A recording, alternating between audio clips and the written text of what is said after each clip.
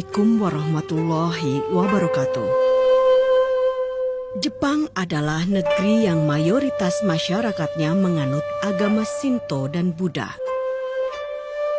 Meski Islam masih berstatus minoritas di Jepang, tapi bukan berarti tidak ada geliat dakwah di sana.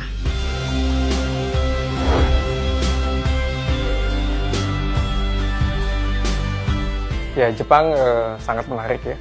Tempat di mana kita bisa menemukan hal-hal yang sangat metropolis, sangat maju, ya, futuristik, dan juga keindahan alam yang luar biasa ya. Islam masuk itu agak telat ya di Jepang ya dibanding dengan bangsa-bangsa lain. Masuk di menjelang awal abad 19, itu lewat imigran Turki, ya, pengaruh revolusi di Rusia. Mereka lari ke Jepang, kemudian semakin meningkat. Nah, saat ini menurut riset dari seorang profesor di Waseda University, Jepang itu tumbuh lebih baik, lebih agak cepat dibanding awal-awal abad 19. Itu lewat dua hal. Satu adalah lewat pertukaran pelajar, ini berdampak sangat signifikan. Kedua lewat bisnis ya. Kemudian ada pertemuan budaya yang kemudian itu membuat interaksi yang beberapa orang Jepang kemudian merasa tertarik dengan ide-ide yang ada dalam Islam. Nah, saat ini data yang ada menyebutkan bahwa setiap harinya ada 10 orang yang menyatakan Muslim ya, atau melafalkan kalimat syahadat untuk masuk ke Islam.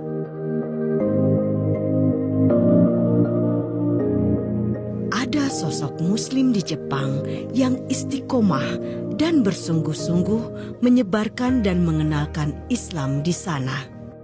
Beliaulah Abu Hakim Ahmad Naoki Maino, atau yang akrab disapa Ustadz Maino. Ustadz Maino lah yang kerap mengajarkan syair nasyid penggugah keimanan dan semangat keislaman. Juga mengajarkan hafiz dan murojaah dari surat-surat pendek, lengkap dengan bahasa Jepang serta terjemahannya. Tidak hanya itu, dai kelahiran kota Nagoya ini juga rutin memberikan dakwah siraman rohani dan sejarah Islam dunia di Masjid Jami Tokyo.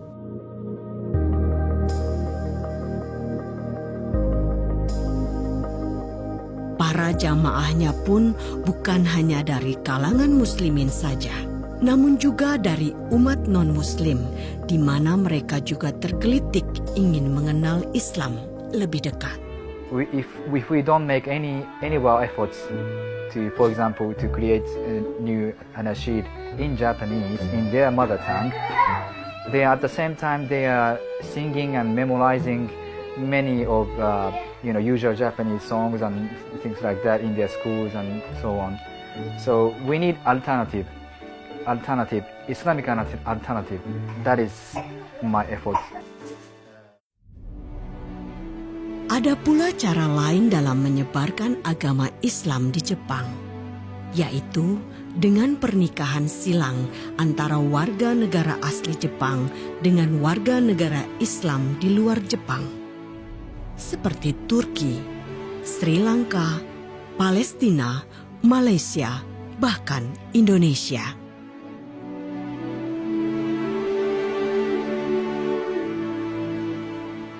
Seperti wanita asal Jepang ini, Shishiro Suzuki. Ya, wanita berusia 26 tahun ini telah membulatkan tekad untuk bersyahadat dan memeluk Islam. Chihiro akan mengucapkan 2 kalimat syahadat ditemani dengan calon suaminya yang berasal dari Palestina, Sajid Mahmud.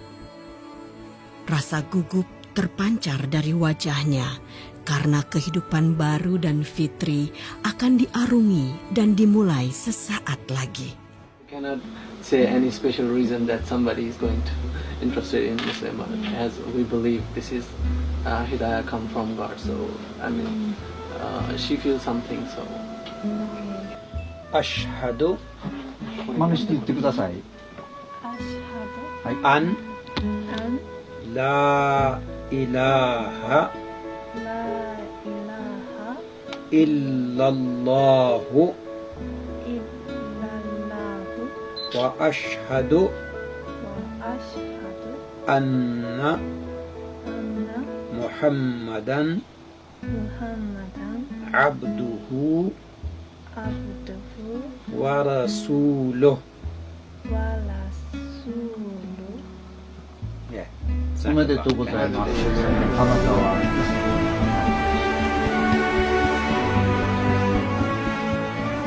Alhamdulillah, setelah Chihiro resmi memeluk agama Islam, tiba saatnya momen kebahagiaan bagi Chihiro, yaitu menikah dengan Sajid Mahmud. Didampingi para wali dan saksi, ijab kabul pun dilaksanakan.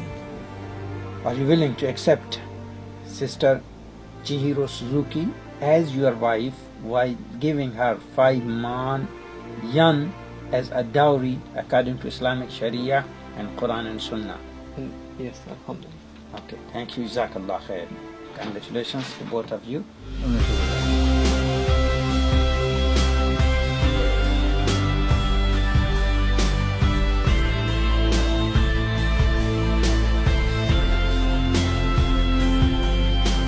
Islam tidak hanya disebarkan bagi orang dewasa saja, namun juga untuk kaum remaja hingga anak-anak. Media yang digunakan pun merupakan media khas Jepang, yaitu manga.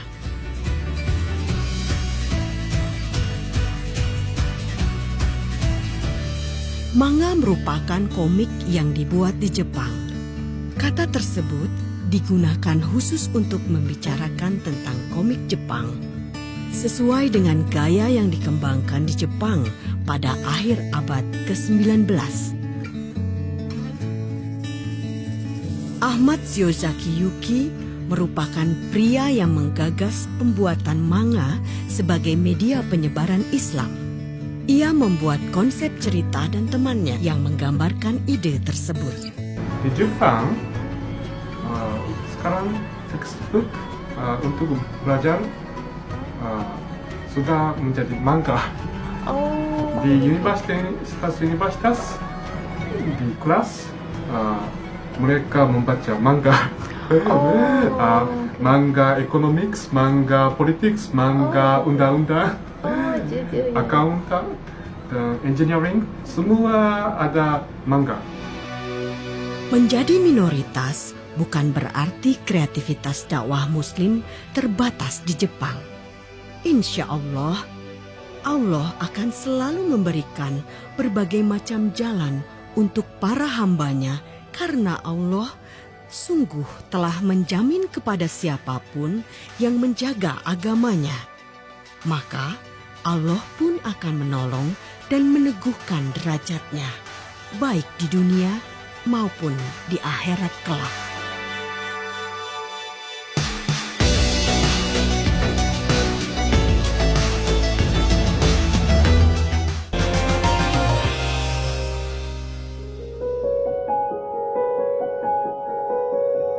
Di negeri Kaisar Akihito ini, ternyata umat Muslim hanya ada sekitar 100.000 atau sekitar 1% dari total 127 juta penduduk Jepang. Namun, kaum muslimin yang benar-benar asli keturunan Jepang hanya berjumlah 10.000 jiwa saja. Walau masih terbilang minim dan pelan tapi pasti, perkembangan Islam sudah nampak terlihat. Dengan semakin bertambahnya warga negara Jepang yang menjadi mu'alaf. Menjadi seorang muslim di negeri yang mayoritas beragama Shinto dan Buddha, tentu saja mereka sering menemukan cobaan demi cobaan dalam menjalani keyakinannya. Meski demikian, Allah Subhanahu wa Ta'ala tentu tidak akan pernah memberikan ujian melebihi kadar kemampuan umatnya. Memang pertama tidak mudah untuk tinggal di negara yang mayoritasnya bukan muslim ketika kita adalah muslim. Contoh paling gampang adalah bagaimana menyekolahkan anak di lembaga formal Islam. Tentu itu masalah. gitu ya. Mungkin pesan saya, karena kakak saya juga sudah hampir 20 tahun di Jepang, suami istri dan anaknya gitu ya. Tentu perjuangan yang tidak akan pernah selesai adalah ternyata hanya untuk mendapatkan ya, katakanlah kajian-kajian Islam itu perlu energi yang sangat luar biasa dan kos yang luar biasa. Maka istiqomahlah gitu ya, percayalah bahwa ini adalah agama yang baik, agama yang benar gitu ya, dan peganglah dimanapun kita berada. Demikian. Cobaan hidup menjadi seorang muslim lainnya juga dialami mu'alaf Jepang yang satu ini, Sakiko Okuri. Saat ia masih di Kanada, Sakiko bisa dengan leluasa mengenakan hijab sesuai syar'i. Namun sayangnya, ketika Sakiko kembali ke Tokyo, ia terpaksa harus melepaskan hijabnya. Hal itu lantaran masih asingnya masyarakat Jepang melihat seorang muslimah asli Jepang yang mengenakan hijab. Kita yang laki disuruh menutup aurat, dan jelas aurat laki-laki benar rukbah wa surrah, antara lutut dan pusar. Sementara untuk wanita itu jelas, yaitu auratnya kata Ibn Abbas, al-mar'ah, wanita itu aurat, illa hadha wa hadha. Kata Rasulullah SAW dari Ibn Abbas, wanita itu aurat kecuali ini dan ini. Rasulullah menunjukkan muka dan tangan. Maka dari sinilah akhirnya seluruh ulama sepakat bahwa menggunakan hijab adalah termasuk salah satu kewajiban bagi seorang muslimah. Nah, ini yang secara umum. Memang hijab itu wajib, tapi ketika muslimah dia tidak mendapatkan keselamatan dengan berhijab akan membahayakan jiwanya, boleh dia lepas. Tapi dalam keadaan kondisi yang darurah, keadaan yang terpaksa. Tapi kalau keadaan yang damai, keadaan selamat seperti Indonesia atau seperti di Amerika, alhamdulillah, maka hukum tetap wajib. Jadi kita kembali ke hukum dasarnya. Jadi nanti kalau kasus-kasus tertentu bisa tidak jadi wajib. Jangankan jilbab ya, makan bangkai itu haram, makan babi itu haram. Tapi ketika seseorang tidak mendapatkan makanan kecuali harus makan bangkai babi, bukan babi tapi bangkai babinya, boleh dimakan untuk menyelamatkan jiwa. Apalagi hanya sekedar jilbab untuk menyelamatkan jiwa. Tapi kalau tidak, maka hukumnya tetap adalah wajib.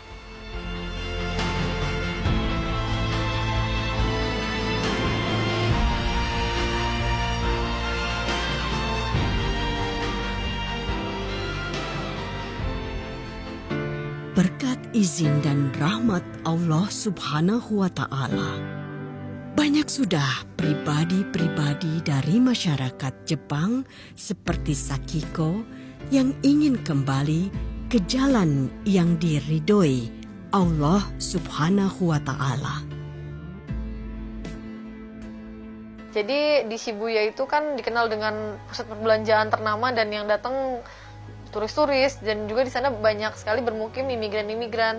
Tapi ternyata fakta lain yang saya temukan adalah ternyata di sana ada satu apartemen, di mana satu apartemen ini disulap menjadi musola.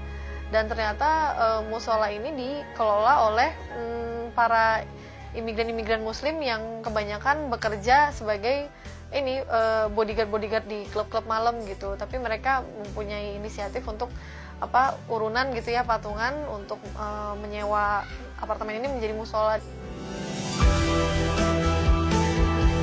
Ini merupakan pertanda bahwa Rabbul Izzati dapat memberikan hidayahnya kepada siapa saja yang pantas mendapatkan dan dikehendakinya.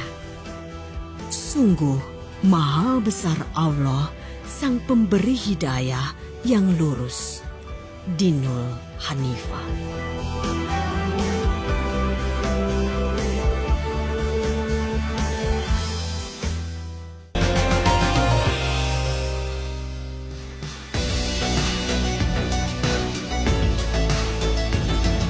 Nagoya adalah kota keempat terbesar di Jepang.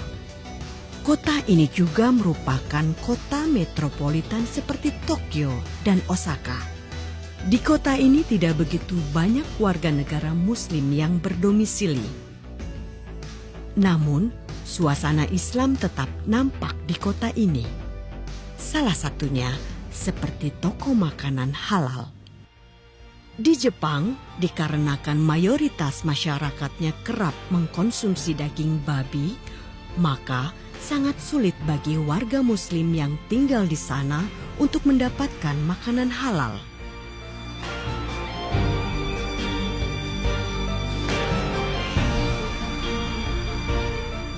Maryam Ryokoto Tanilah yang merupakan salah satu pengelola sekaligus pemilik toko halal yang ada di Nagoya. Ia tidak hanya menjual makanan halal, tetapi juga memberikan petunjuk mana saja makanan yang dapat dikonsumsi oleh warga Muslim. So you give information for the Muslim about the halal food. Yes. Which one they can buy from the store. Because some foreigner like you, you can read the Japanese. You can see this mark, package, and can remember or take a picture and bring it some vegetarian shop, and you can have this.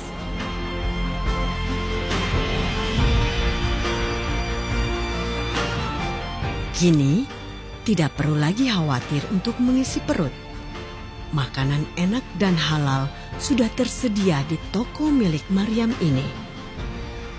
Sekarang Jepang ini sudah mulai concern dengan para turis-turis Muslim ya. Jadi mereka menyediakan ruang sholat, menyediakan makanan yang bersertifikat halal. Kalau untuk makanan di Jepang, untuk yang makanan halal sebenarnya banyak ya ditemukan ya. Jadi nasi onigiri itu pun juga tergolong aman untuk dimakan oleh Muslim gitu. Masih dari Nagoya, ada pula toko yang menyediakan bahan-bahan masakan halal, yaitu toko milik Yuka. Yuka merupakan muslimah asli Jepang yang sudah menikah dengan orang Indonesia selama 6 tahun. Hal inilah yang mengilhami dirinya untuk mendirikan toko yang menjual bahan masakan halal, di mana sebagian besar barang dagangannya diimpor dari Indonesia maupun Filipina. Barakallah alaiha. Dari sahabatnya Rasulullah SAW yang bernama Abdullah bin Abbas radhiyallahu anhuma, beliau mengatakan qala Rasulullah SAW, ittaqillaha haitsu ma kunta watbi'is sayyi'ah alhasanah tamhuha wa khaliqin nasa bi khuluqin hasan. Kata Rasul, bertakwalah kamu di mana kamu berada. Jadi ketakwaan kita sebagai seorang muslim tidak boleh pudar hanya di waktu tertentu dan di tempat tertentu. Di Saudi, di Timur Tengah, di Mekah kita kelihatan beriman, balik ke Indonesia tidak beriman, tidak begitu. Ittaqillaha haitsu ma kunta.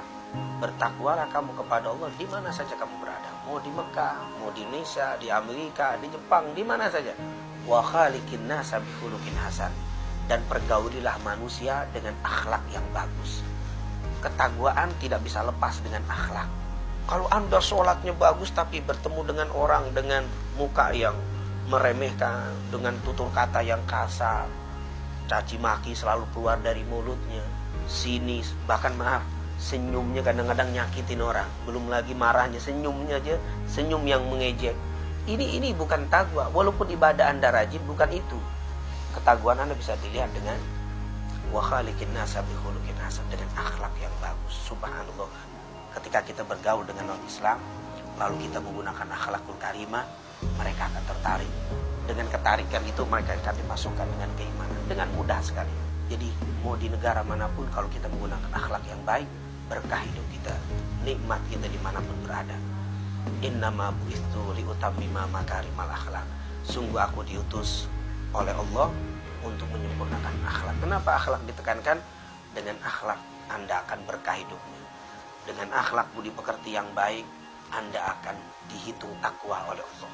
Dengan akhlak akan menjadi daya tarik untuk orang lain menjadi mengikut kita, tentunya dengan membawa agama Nabi Muhammad SAW. Semoga Allah meridhoi, merahmati, dan memberkahi Islam di negeri Sakura. Amin.